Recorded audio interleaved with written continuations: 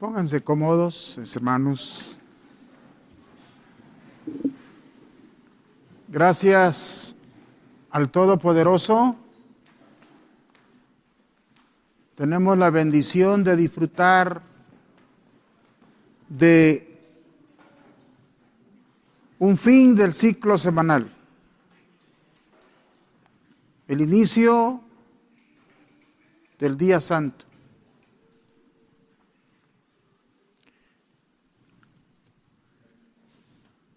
Tenemos la dicha de leer un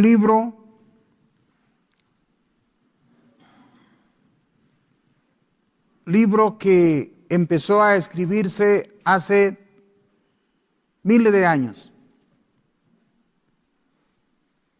y que para conjuntar toda esta obra se ocuparon 1500 años y cuando menos 36 escritores de diferentes estratos sociales, culturales, desde estadistas hasta pescadores. Y el hecho de que nosotros observamos el séptimo día nos debe hacer sentir que estamos guardando un tópico doctrinal antiguo que apareció al sexto día de la creación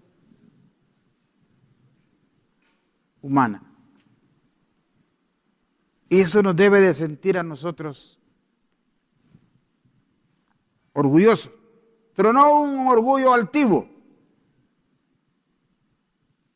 sino un orgullo santo.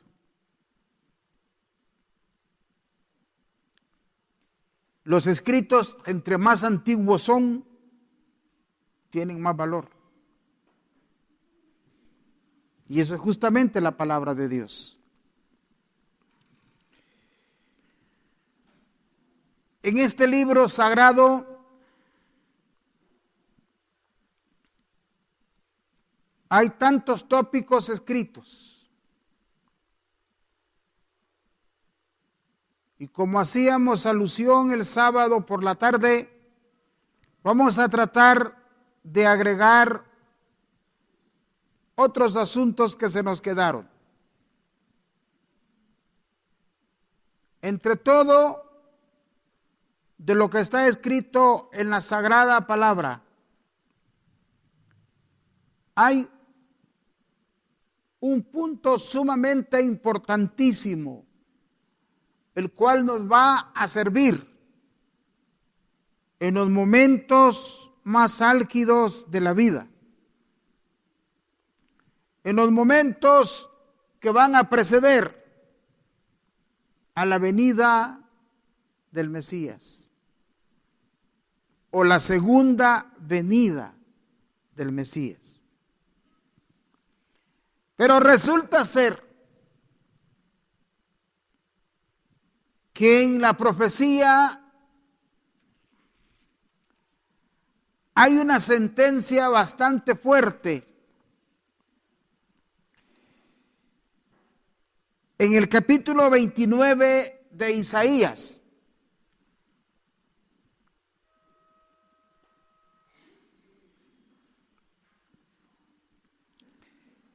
y el profeta nos insta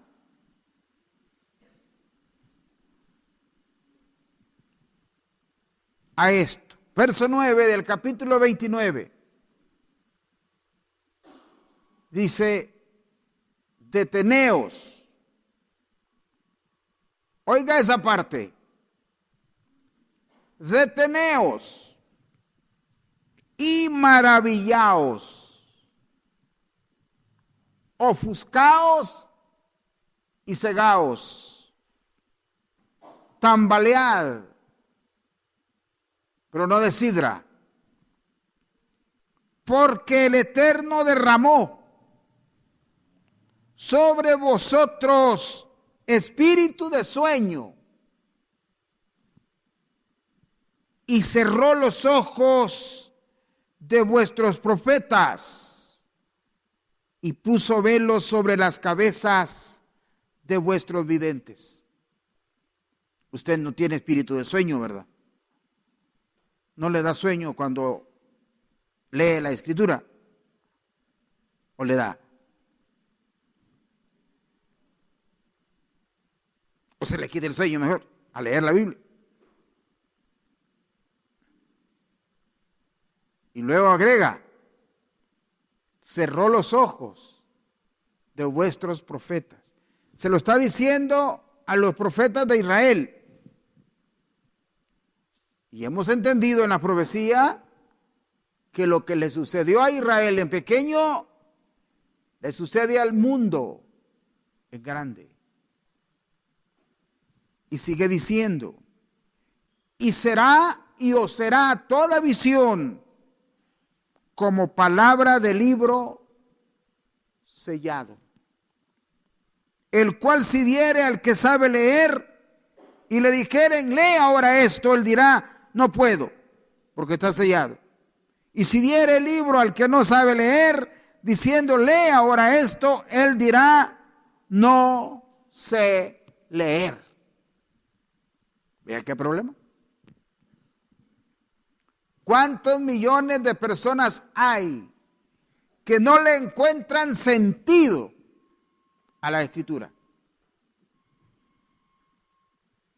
Y sienten el estudio de la Biblia como algo aburrido.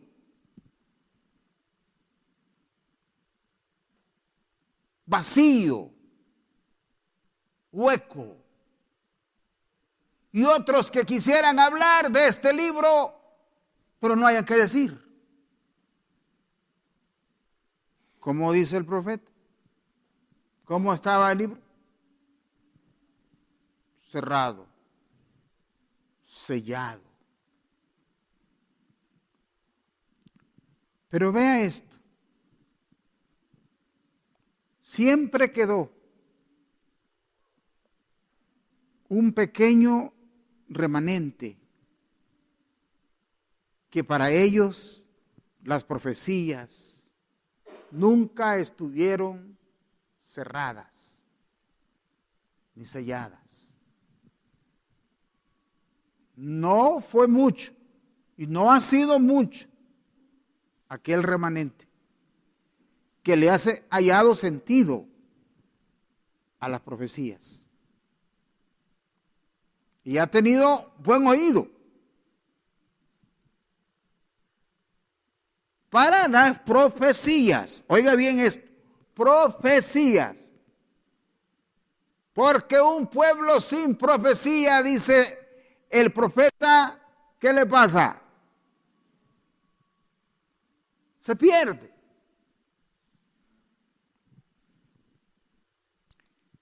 Miren qué diferente era para Pedro la profecía.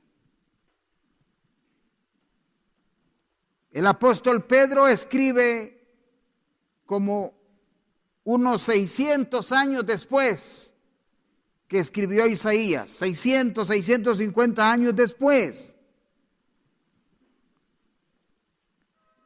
Y hay un contraste entre lo que acabamos de leer y lo que escribió el apóstol Pedro. Busquemos en la primera carta del apóstol Pedro.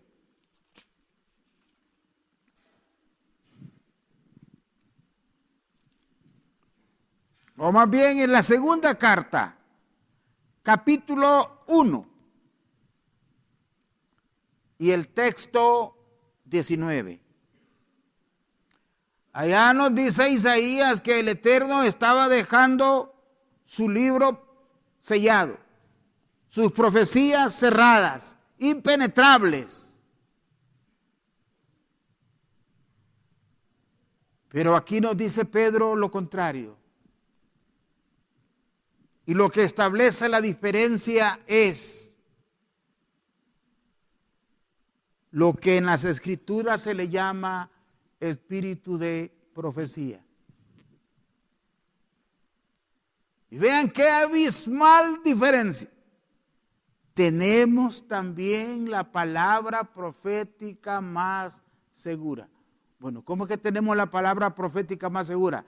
Isaías dice que la leían y no la entendían. ¿Cómo es el asunto? Para unos, los libros de los profetas estaban cerrados. Pero siempre hubo un remanente, que la profecía fue una palabra segura. Y oiga esto, a la cual hacéis bien en estar como atentos, como a una antorcha que alumbra en el lugar oscuro. ¿Y hasta cuándo dejará de servir esa antorcha? Hasta que el lucero de la mañana salga en vuestros corazones.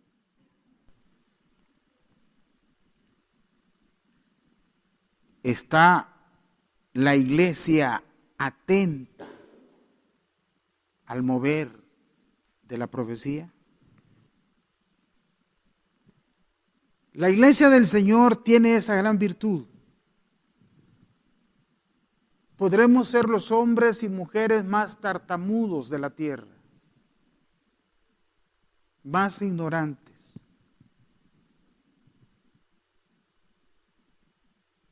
pero siempre quedó ese espíritu de profecía y lo heredamos y ha venido por herencia y esperamos que los que nos sigan lleven ese espíritu de profecía. Atentos al mover del mundo. Mientras los hombres grandes se debaten en el asunto del clima, si se van a derretir los polos, y otros se debaten en quién será el próximo gobernante del mundo, nosotros tenemos los ojos puestos en la profecía, las señales de la venida segunda de Cristo. En las profecías el Señor, solo 2 o 3 de ellas, da números, cálculos matemáticos, solo en 2 o 3 profecías. Y en lo demás, solo pone señales. Y tenemos que abrir bien los ojos para no distraernos.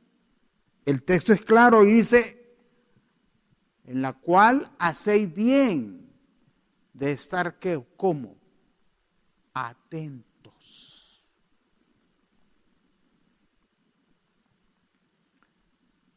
Hagamos una ligera remembranza. Cuando se aproximó el tiempo de la primer venida de Cristo a la tierra, y cuando el Cristo aparece, los hombres que manejaban las Escrituras conocieron los tiempos en que estaban viviendo.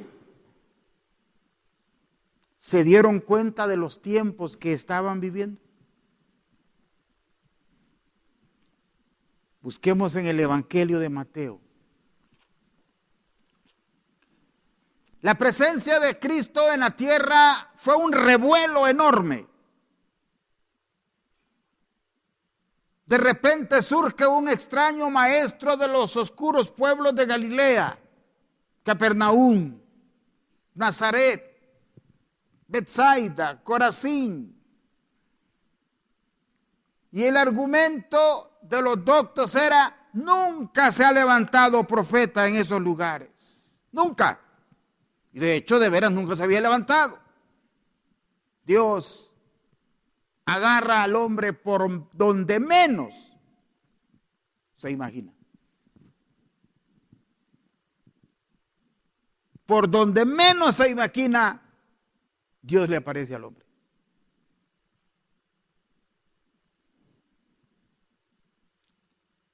Y aquellos estaban tan aturdidos. Habían perdido la brújula, no se ubicaban en qué tiempo estaban viviendo. Mateo 16, verso 1. Vinieron los fariseos y los saduceos para tentarle y le pidieron que les mostrase señal del cielo. Se le acercan para tentarle, como una especie de burla. Maestro, danos una señal del cielo para demostrarnos que eres el Mesías.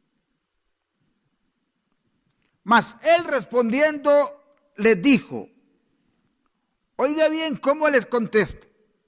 Cuando anochece decís, buen tiempo, porque el cielo tiene arreboles. Oiga, eran buenos meteorólogos. Sabían cuándo iba a llover y cuándo no. Y por la mañana, hoy habrá tempestad porque tiene arreboles el cielo, nublado. Y póngale cuidado a esta parte.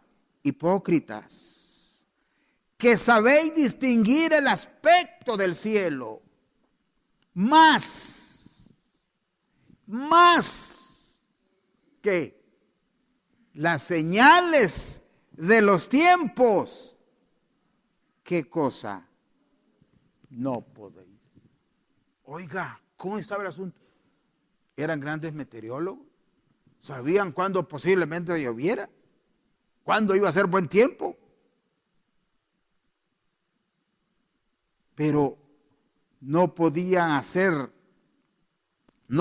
ubicarse en los tiempos que estaban viviendo. ¿Y cuál era el momento que estaban viviendo? La presencia de Cristo en la tierra fue el momento más crucial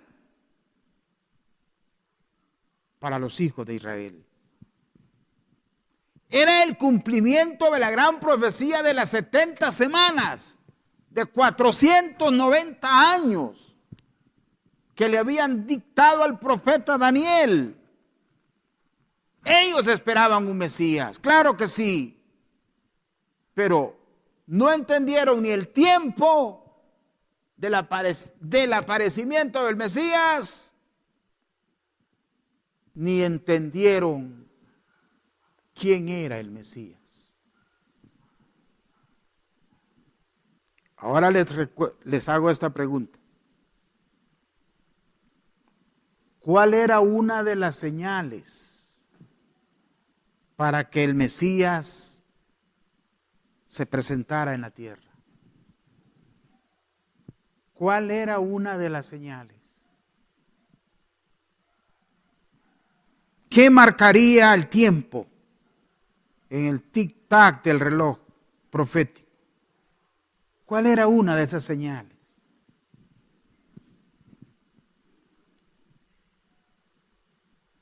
¿Saben cuál era? Que antes que el Mesías apareciera, se presentaría un profeta con gran liderazgo que iba a hacer los preparativos del Mesías. Y eso lo sabían bien los fariseos. ¿Y quién era ese hombre extraordinario que se iba a presentar? Era Juan el Bautista. Juan el Bautista se presentó. El hombre anunciado se presentó. ¿Y lo distinguieron los judíos? ¿Se dieron cuenta? ¿Por qué?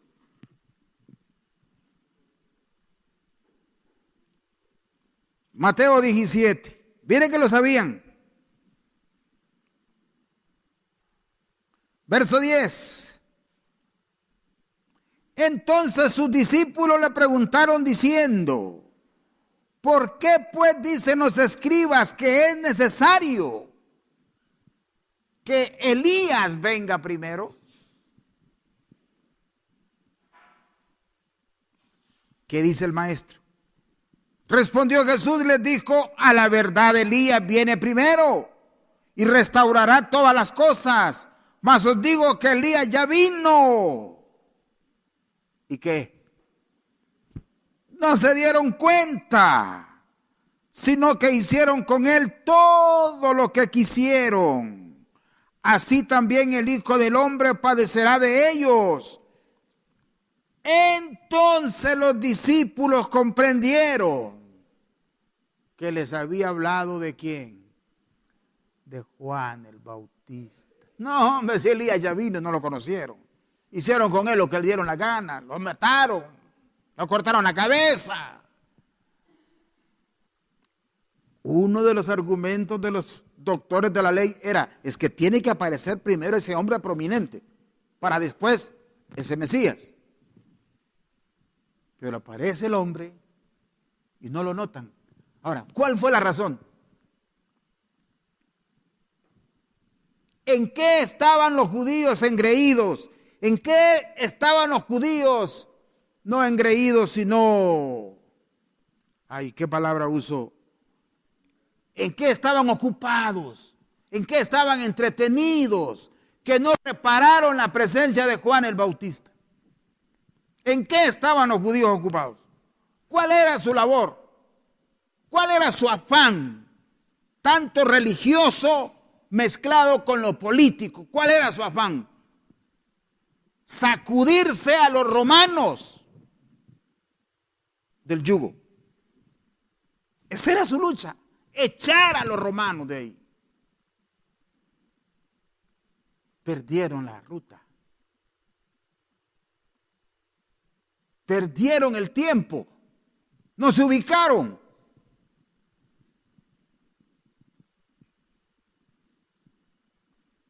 Ahora traigamos esto para acá. ¿En qué está ocupado el mundo religioso hoy? ¿Cuál es el afán de su predicación? ¿Escudriñar el tiempo en que el Mesías va a aparecer por segunda vez? ¿En qué está ocupado? ¿En qué está ocupado?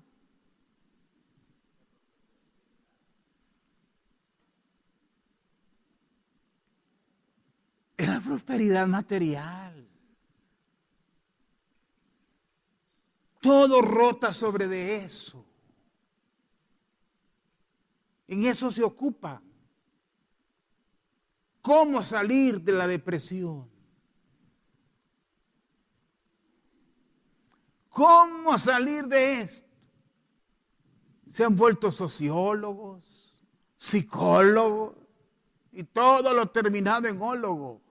Y de lo que menos están hablando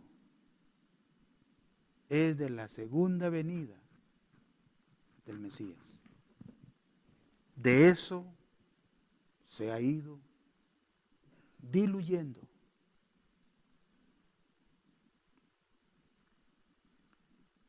Ahora la pregunta para nosotros es, ¿no habremos perdido también nosotros la ruta?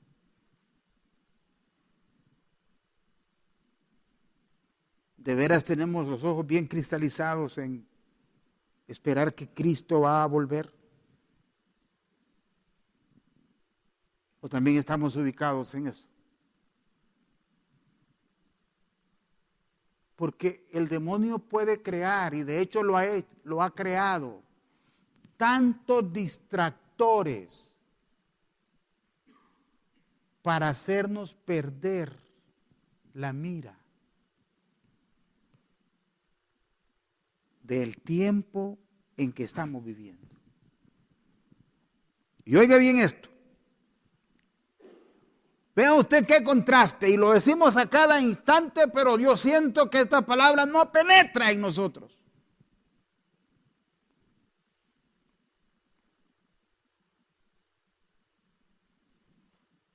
El mundo religioso y no religioso está preocupado, ocupado, y qué más palabras pudiéramos usar para recomponer la problemática del mundo. Todo gira sobre eso. Pero no se dan cuenta que todos están predicando en contra de la profecía de Mateo 24. ¿Qué dice Jesucristo en la profecía de los olivos? ¿Acaso nos habla de que el mundo se va a enderezar? ¿Acaso nos habla de que algún sociólogo va a encontrar la problemática del mundo y va a sacar a todos los pobres a flote? No, Mateo 24 es lo contrario a lo que el mundo predica. Debemos de estar claros. Dios no nos hizo iguales. No nos hizo iguales. ¿O creen que Dios nos hizo iguales? No somos iguales. No nos hizo iguales. Nos hizo únicos, pero no iguales. Esa política de la igualdad social y todo eso es una farsa. Eso es mentira. Es una mentira del diablo para entretener al hombre. Y si no, pregúntele a la URSS. ¿Acaso lo logró?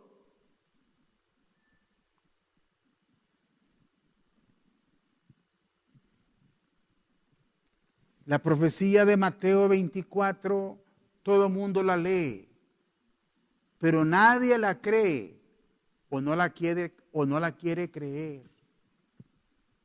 Nadie la entiende o no la quiere entender. ¿Y nosotros creemos la profecía de Mateo 24?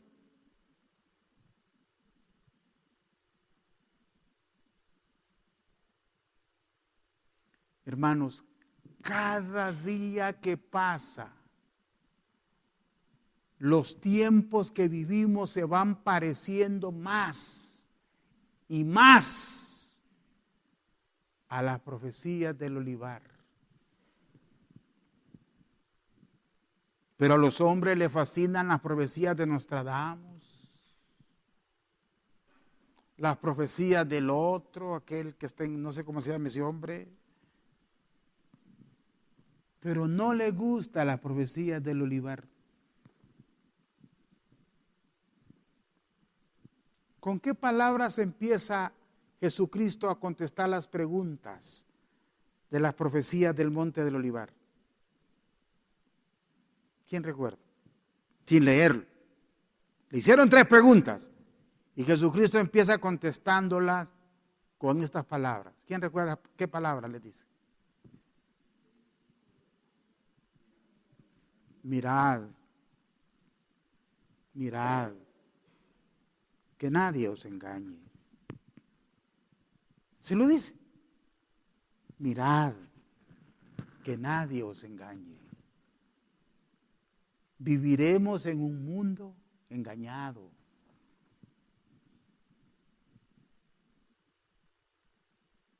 Vanidoso. Esa es la verdad. Un niño pudo haber nacido en la iglesia, lo pudieron haber presentado, creció, fue a la clase de niños, pero eso no vale, eso no asegura que él haya entendido las Escrituras. Eso no asegura que haya entendido las Escrituras, porque se necesita otro plus ahí. Y le repito, cada día que avanza, el tiempo se va pareciendo más a lo de Mateo capítulo 24. Y solamente vamos a leer un verso por causa del tiempo, porque ya se nos fue. Solo un texto. Lléveselo a su casa. Lléveselo en el corazón y medítelo. Mientras esté trabajando, mientras esté acostado, medite el texto. Mateo 24. Tan solo leamos el verso 22.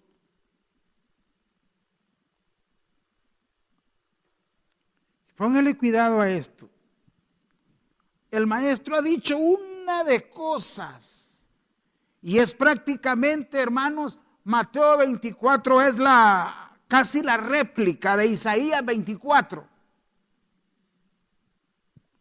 Y es así como la recapitulación de todas las profecías.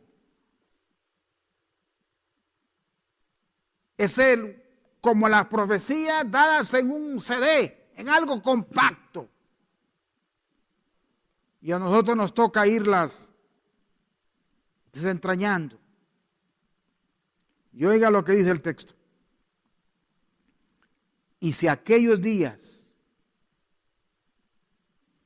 no fuesen acortados, nadie sería salvo. Y si aquellos días no fuesen acortados, nadie sería salvo. Nos está hablando de una crisis mundial. ¿O no es así? O de una crisis local. De una crisis mundial. Y si aquellos días no fuesen acortados, nadie sería salvo.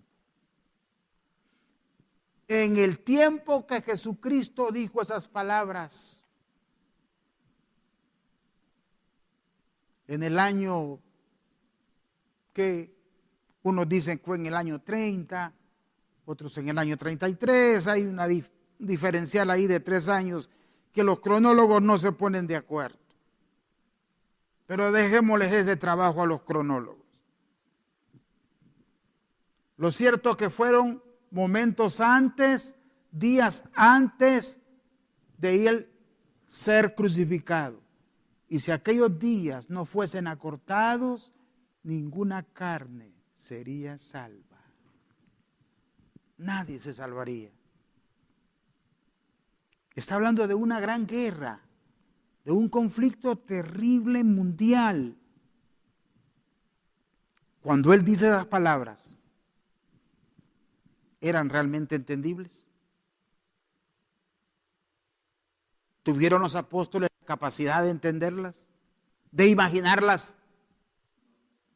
Definitivamente no. ¿Cuáles eran las armas que se usaban en ese entonces en una guerra? ¿Cuál era el arma más temida que tenían los romanos para intimidar a los que se les rebelaban? Montaban la famosa catapulta. Catapulta, Eva, o catapulca. No, catapulta, vamos, John. Catapulta. ¿Así es, Israel? Gracias. Catapulta, conté. Era una especie de máquina de polea y le montaba una piedra y ¡bum!, la lanzaban. Y golpeaban los muros y se abrían paso. Esa era la gran bomba en aquel entonces.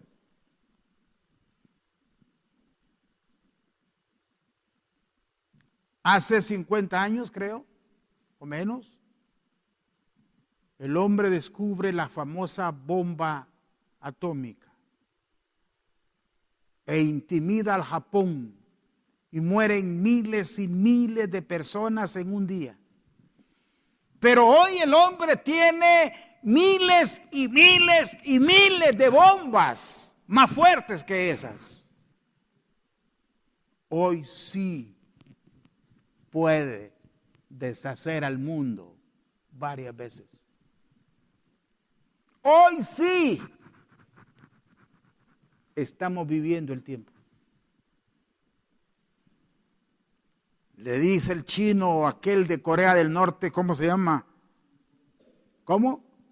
Jin Hong, que está preparando misiles para destruir ciudades desde Corea a Estados Unidos. Y las tiene.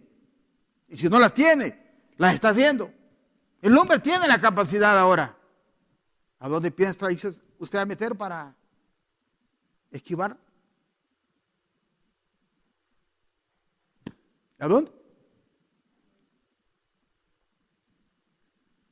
Hoy sí se parece el tiempo. Hoy no hay catapultas. Hoy el hombre tiene un potencial destructor horrible. Pero de esto casi nadie habla nada. Los hombres están ocupados en otras cosas, en otras acciones. Nosotros por el momento vemos al norte una gran potencia. Y si le decimos que esa potencia y otras más se van a desplomar, se ponen a reír. No lo creen. No lo creen. Pero ¿qué dice el texto? ¿Quién va a intervenir? Volvamos a leerlo, pónganse de pie. Y si aquellos días no fuesen acortados, nadie sería salvo. Mas por causa de los escogidos, aquellos días serán acortados. Hermanos, es el momento en que nosotros invirtamos todo nuestro potencial en anunciar las noticias del reino de Dios. En este año triplicamos la reproducción de los folletos, pero eso es muy poquito. Eso es muy poquito. Eso es una cosita chiquita. Algunos me critican y dicen, hermano, porque usted exige tanto. ¿Usted quiere que los folletos se miren mejor? Claro que sí, mejor cada día. Para eso son los diezmos, para invertirlo y romper y anunciarle al mundo. ¿O es para amasar una fortuna? Nos han regañado porque hicimos este gran templo. Está bien que nos regañen. Y ahora tenemos que invertir en el anuncio del reino. No queda de otra.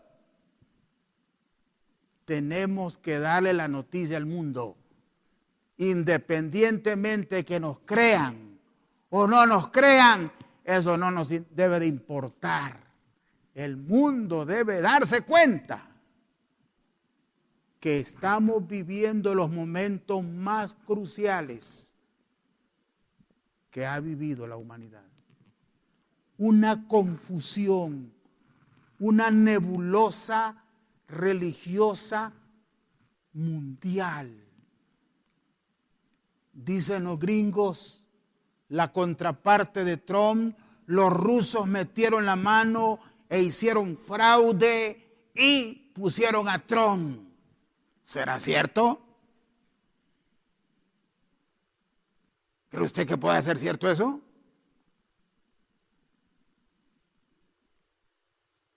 No la creo, pero no dejo de creerla. El diablo es terrible. Es terrible. Y no es la primera vez que sucede eso. La tecnología es tremenda. Abra los ojos. No se conforme con lo que está o en lo que está. Ayúdenos a anunciar este reino. Ayúdenos a decirle al mundo que todos están predicando contra Mateo 24. Mateo 24 no da ninguna esperanza de mejora social, económica o política en el mundo. Siento mucho en decírselo, pero como dijo Pablo, si me vuelvo enemigo por deciros la verdad, ¿qué tengo que hacer? Dios nos dé paz.